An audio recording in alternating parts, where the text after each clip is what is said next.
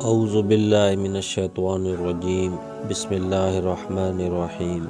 حضرت عائشہ رضی اللہ تعالی عنہا فرماتی ہیں کہ حضور اقدس صلی اللہ علیہ وآلہ وسلم مریض کے لیے فرمایا کرتے تھے، بسم اللہ تربت ارضنا بریکت بعدنا یشفی سقیمنا۔ اس دعا کا ترجمہ یہ ہے کہ اللہ کے نام کے ساتھ ہماری زمین کی مٹی ہم میں سے بعض آدمیوں کے لب کے ساتھ مل کر ہمارے بیمار کو شفا دیتی ہے۔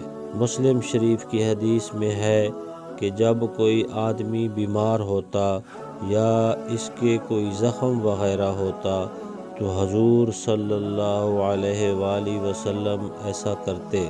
امام نووی رحمۃ اللہ علیہ کہتے ہیں کہ حضور صلی اللہ علیہ وآلہ وسلم انگلی کو لعاب لگا کر زمین پر لگاتے تاکہ اس کو مٹی لگ جائے اور یہ دعا پڑھتے، پھر اس کو اس جگہ لگا دیتے جو معروف ہے۔ بعض علماء نے اس کو عام کہا ہے، وہ ہر جگہ کی مٹی کے متعلق ایسا ہی کہتے ہیں اور اس کی وجہ یہ بتاتے ہیں کہ وطن کی مٹی کو مزاج سے مناسبت میں خاص دخل ہوتا ہے، جیسا کہ حافظ نے فتح الباری میں اس کو وضاحت سے نقل کیا ہے، اور بعض علماء نے اس کو مدینہ پاک کی مٹی کے ساتھ خاص بتایا ہے۔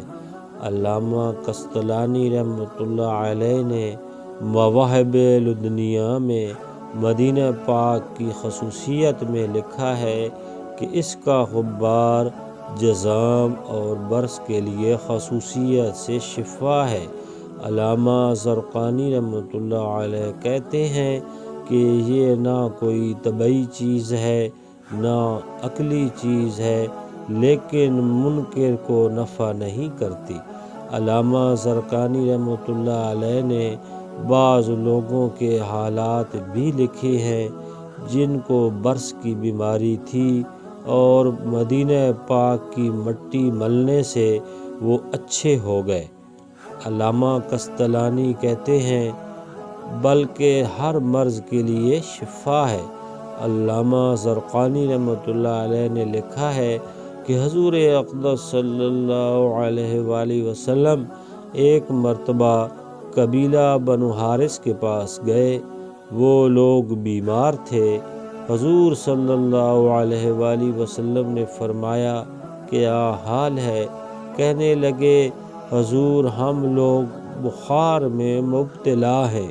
حضور صلی اللہ علیہ وآلہ وسلم نے فرمایا تمہارے پاس تو صعیب موجود ہے، یہ مدینہ کی ایک خاص جگہ کا نام ہے جو وادی بطحان میں ہے۔ انہوں نے عرض کیا کہ حضور صعیب کو کیا کریں؟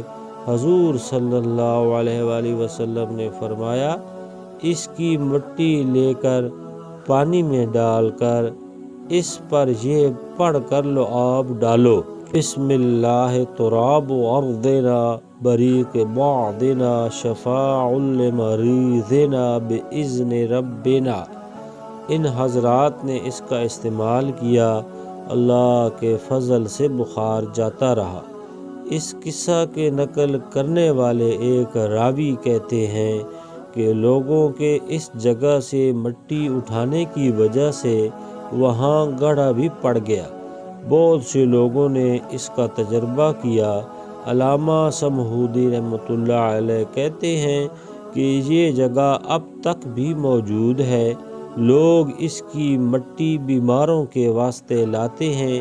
حضرت ثابت بن قیس رضی اللہ تعالی عنہ حضور صلی اللہ علیہ وآلہ وسلم کا ارشاد نقل کرتے ہیں کہ مدینہ کا غبار کوڑ کی بیماری کے لیے شفا ہے۔